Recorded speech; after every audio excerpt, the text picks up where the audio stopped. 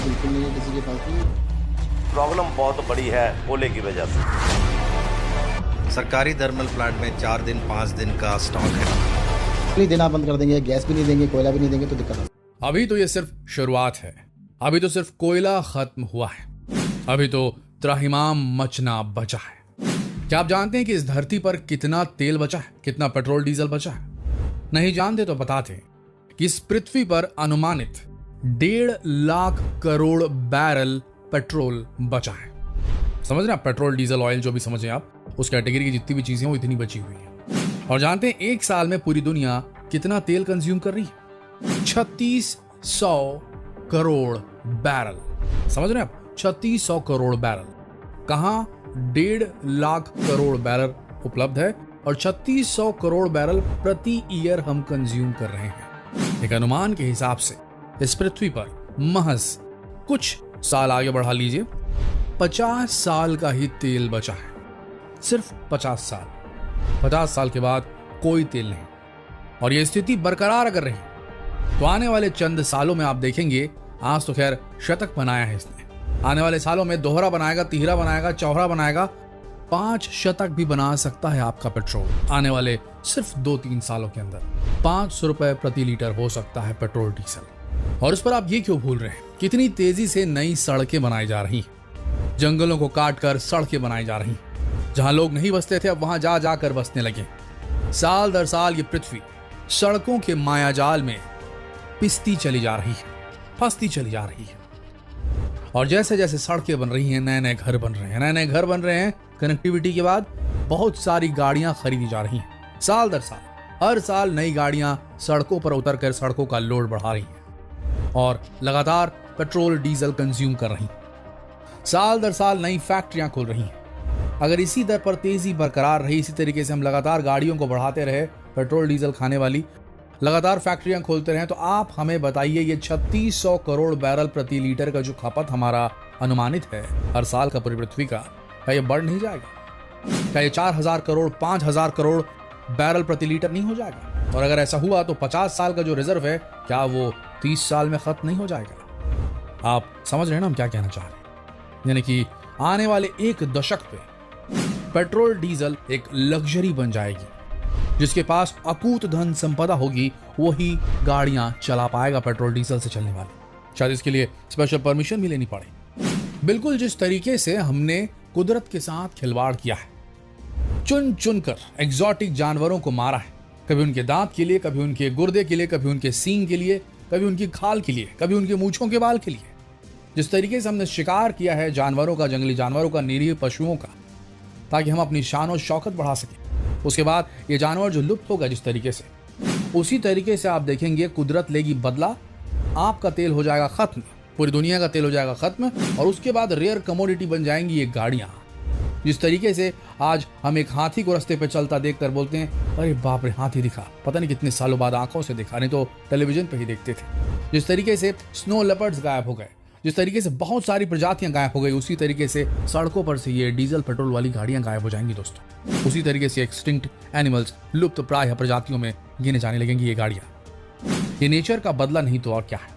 जिस तरीके से हम इंसानों ने गैर जिम्मेदाराना तरीके से पेट्रोल डीजल का इस्तेमाल किया है, ये तो हो नहीं था और ये हो के ही रहेगा। ये कोई नियर फ्यूचर प्रेडिक्शन हम नहीं बता रहे हैं, ये होना ही है। और नियर फ्यूचर मतलब शायद आने वाले 5-7 साल के अंदर आपको इसका असर देखने को मिल जाएगा, जब आपकी जेबें जो है वो बुरी तरीके से ढीली होने लगेंगी। अभी तो हो ही रही है, शतक पार कर चुका है पेट्रोल डीजल, लेकिन उस वक्त आज से 3-4 साल के अंदर जितनी ज्यादा त्राहिमाम मचेगी पेट्रोल डीजल की कीमतों में, वो आप सोच नहीं सकते। हो सकता है ये स्पेशल क्लब्स बन जाएं, एलीट क्लब्स बन जाएं, एलीट सोसाइटियां बन जाएं जिनके पास स्पेशल पास और उन्हें ही पेट्रोल मिले। यह भी हो सकता है, ये आने वाले समय में होने वाला है। कुल मिलाकर देखा जाए तो ये फॉसिल फ्यूल का जो एज था, फॉसिल फ्यूल्स का जो युग था, जीवाश्म ईंधन का जो युग था, वो धीरे धीरे खत्म होता चला जाएगा, पटाक्षेप हो जाएगा फॉसिल फ्यूल एज का। और तब हमें याद आएंगे एलॉन मस्क जैसे लोग, ये गूगल वाले, अमेजन वाले और ऐसे बहुत सारे इनोवेटिव बिजनेसमैन, एंटरप्रेन्योर्स जो इनोवेटिव तरीकों से ऊर्जा को जनरेट करने के पीछे अरबों रुपए, अपनी गाढ़ी कमाई के अरबों रुपए खर्च कर रहे हैं। आपको बता दें, एलॉन मस्क को इस सरकार ने, किसी देश के प्रधानमंत्री ने ये जितने इनोवेटिव थिंकर्स हैं, ये जितने इनोवेटिव एंटरप्रेन्योर्स हैं, ये किसी देश के कोई कर्ता धर्ता नहीं है, कोई राजनीतिक सदस्य नहीं है, कोई नेता नहीं है। ये खुद से मोटिवेट होकर ह्यूमन बींग्स की इस पूरी प्रजाति को, मानवता को बचाने के चक्कर में ये सारे कदम उठा रहे हैं। हाँ जरूर ये बिजनेसमैन हैं, इन्हें भी मुनाफा चाहिए, लेकिन इनकी ईमानदार कोशिश की वैल्यू तब हमें समझ में आएगी जब पेट्रोल डीजल पूरी तरीके से महंगा हो जाएगा। नो डाउट ये भी बिजनेसमैन हैं, लेकिन ये आज की सदी के बिजनेसमैन पढ़े लिखे असली विचारधारा वाले बिजनेसमैन हैं, जो खुद कमाना तो चाहते हैं पर बिना प्रकृति को नुकसान पहुंचाए, बिना करप्शन के। याद आपको किस तरीके से बिटकॉइन को उछाला था एलॉन मस्क ने। आखिर बिटकॉइन है क्या? एक सेंट्रलाइज्ड करेंसी जिसपे कभी भी कोई जाली नोट नहीं बनाया जा सकता, जिसे मनी लॉन्ड्रिंग के लिए इस्तेमाल नहीं किया जा सकता। अगर दुनिया की हर सरकारें बिटकॉइन को अनुमति दे दें, इसे सही तरीके से अपना लें, तो फिर कोई भी देश मनमाने हिसाब से करेंसी का इस्तेमाल नहीं कर पाएगा। करप्शन पूरी तरीके से खत्म हो जाएगा, लेकिन इसे अभी तक अपनाया नहीं जा रहा। इसीलिए इसे ऐसे लोग ही प्रायोजित कर रहे हैं जो खुद चाहते हैं कि दुनिया से करप्शन खत्म हो जाए। दुनिया भर के सारे राजनेता इसके पक्ष में नहीं, लेकिन बहुत से इसके विपक्ष में जरूर हैं। तो आप समझ सकते हैं, कुल मिलाकर देखा जाए तो जितने भी इनोवेटिव एंटरप्रेन्योर्स हैं, एलॉन मस्क, अमेजन वाले, गूगल वाले और ऐसे बहुत से लोग, ये डिसेंट्रलाइजेशन ऑफ पावर करना चाहते हैं। यानी कि पावर किसी एक शख्स के हाथ में नहीं, ये डिसेंट्रलाइज होनी चाहिए। जब पावर किसी एक शख्स के हाथ में आ जाती है, प्रधानमंत्री, राष्ट्रपति या राजनीतिक पार्टी के रूलर्स, तो आप जानते हैं कैसा होता है। हमारे जैसे देशों में तो बहुत बुरी हालत होती है, भारत जैसे देशों में, जहां हमें हाथ जोड़कर खड़े होना पड़ता है जिले के कलेक्टर के पास, तब जाके हमारा काम होता है। जबकि हमारे ही पटाए पैसे से, हमारे ही पटाए करों से, टैक्सेस से उनकी सैलरियां बनती हैं, लेकिन हमें हमारा छोटा सा काम कराने के लिए उनसे अपॉइंटमेंट लेना पड़ता है। हम धुतकार दिए जाते हैं, उनके गुस्से का शिकार बना दिए जाते हैं, ये भी होता है। तो डिसेंट्रलाइजेशन ऑफ पावर जिस दिन हो जाएगा दोस्तों, उस दिन हर गवर्नमेंट एम्प्लॉय अकाउंटेबल हो जाएगा, हर राजनेता अकाउंटेबल हो जाएगा, जिम्मेदार हो जाएगा। वो जो करेगा उसे सवाल का जवाब देना पड़ेगा। आप समझ रहे हैं हम क्या कहना चाह रहे हैं? लेकिन ये लोग नहीं चाहते कि ऐसा। हम बात कर रहे थे उस ईमानदार कोशिशों की जो ये इनोवेटिव एंटरप्रेन्योर्स कर रहे हैं रिन्यूएबल सोर्सेस ऑफ एनर्जी को जनरेट करने के लिए। आप सब जानते हैं किस तरीके से बैटरी टेक्नोलॉजी को डेवलप किया है एलॉन मस्क की टेस्ला ने, और भी दूसरी कंपनियां हैं जो बैटरी टेक्नोलॉजी को और भी ज्यादा डेवलप करने में लगी हुई हैं। याद होगा आपको, जब इलेक्ट्रिक कार्स, इलेक्ट्रिक बाइक्स का कॉन्सेप्ट आया था तो लोग ये बोलते थे कि शायद 10, 20, 30 किलोमीटर प्रति घंटे की रफ्तार से, 40 किलोमीटर प्रति घंटे की रफ्तार से चलेंगी। लेकिन आज की तारीख में जो लिथियम बैटरी निकाली गई है, खासकर टेस्ला का जिसमें योगदान रहा है, अब एप्पल वाले भी निकालने वाले हैं, तो उसमें यह देखा गया है कि जो गाड़ी की स्पीड है वो 200, एक सुपर कार की स्पीड जितनी रखी जा सक रही है, जो कि इलेक्ट्रिसिटी से चलने वाली गाड़ियां हैं।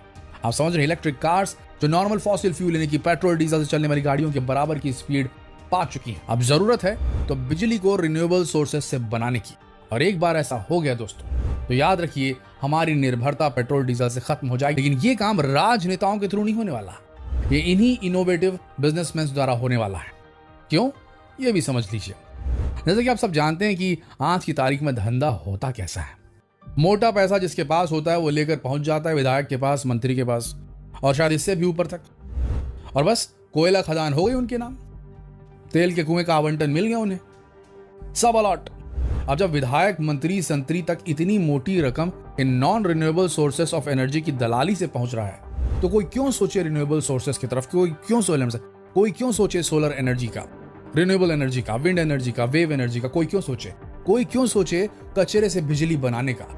1-2 प्लांट खुल गए सैंपल के लिए, उसके अलावा कुछ भी नहीं। देश भर में इतना कचरा है हमारा, उस कचरे का अगर सही से इस्तेमाल किया जाए तो उससे बिजली बन सकती है। लेकिन सरकारें सिर्फ सब्सिडी देती हैं, लेकिन उनको खोलने में पूरी मदद नहीं कर रही हैं। आप समझ रहे हैं क्या कहना चाह रहे हैं? तो जब इनकी कुर्सी तक पैसा non renewable sources of energy यानी कि पेट्रोल, डीजल और कोयले वगैरह से पहुंच रहा है, तो ये क्यों चाहेंगे रिन्यूएबल सोर्सेज ऑफ एनर्जी की तरफ स्विच करना? टाइम बदलेगा, जरूर बदलेगा। जब कोयला, तेल सब खत्म हो जाएगा, तब कौन पहुंचाएगा कुर्सी तक नोटों के बंडल? तब ये सारे घाघ मुंह खोल के लार टपकाते आ जाएंगे उन नौजवान युग परिवर्तन के लिए लालयित यंग एंटरप्रेन्योर्स की तरफ। एलॉन मस्क जैसे लोग जो एंटरप्रेन्योर्स हैं, और ऐसे दुनिया के और भी दूसरे, हमारे देश में भी बहुत सारे ऐसे एंटरप्रेन्योर्स हैं जो रिन्यूएबल सोर्सेस ऑफ एनर्जी पर काम कर रहे हैं। उनके पास पहुंच जाएंगे नेता, मंत्री, संतरी, सबके सब लार टपकाते हैं और उन्हें प्रलोभन देंगे, उन्हें लालच देंगे कि भैया आप भी काम कीजिए सोलर पे, विंड पे, वेव पे, कचरे से बिजली बनाने पे, और फिर ये कुर्सी वाले उन्हें करप्ट करना शुरू करेंगे, नौजवान लड़कों को। अरे ये छोटा मोटा क्यों कर रहे हो भाई, आओ हम तुम्हें सरकारी फंड दिलवाते हैं, सब्सिडी देते हैं, बस 30% दे देना कमाई का। और तब मेरे यारों ये धरती बिक जाएगी, ये हवा बिक जाएगी, ये धूप बिक जाएगी, ये लहरें, सब कुछ बिक जाएगा। कलयुग आज भले ही पूरे शबाब पर है, पर तब चरम पर होगा। हमें जरूरत है ईमानदार बनने की, ना बने तो निपट जाएंगे। आप समझ रहे हैं हम क्या कहना चाह रहे हैं। तो अगली बार जब भी मौका मिले सही चुनाव कीजिए और ईमानदार बनने की कोशिश कीजिए। सोचिए समझिए, उसके बाद गाड़ी का बटन दबाइए ऑन करने के लिए, किक मारिए गाड़ी पे, नहीं तो साइकिल के पेडल बुरे नहीं। याद रखिए, पेट्रोल डीजल कभी भी दोहरा, तीहरा, चौथा, पांचवा शतक मार सकता है। तब कहां से लाएंगे पैसे गाड़ी में पेट्रोल डलवाने की। ध्यान रखिए इस बात को, और इस संदेश को जितना हो सके फैलाइए देश भर में। शेयर कीजिए इस वीडियो को ताकि आंखें खुल सके, ये संदेश वहां तक पहुंच सके जहां पहुंचना बेहद जरूरी है। बने रहिए हमारे चैनल के साथ, क्योंकि अगला वीडियो आपको दिखाने वाला है कि ऐसे देश की बहुत ही ईमानदार कोशिश की बात, जहां पर उस देश ने अपने देश के मरुस्थल को, डेजर्ट को एक बहुत बड़ा सोलर पावर प्लांट बना डाला है। और यकीन मानिए दोस्तों, उस देश में 1 मिनट के लिए भी बिजली नहीं जाती। तो उस वीडियो के लिए बने रहिए हमारे चैनल में, वो वीडियो जल्द ही आपको देखने को मिलेगा। बने रहिए हमारे इस चैनल के साथ, मिलते हैं अगले वीडियो में। तब तक के लिए आप सबका इस वीडियो के अंत तक बने रहने के लिए दिल से धन्यवाद।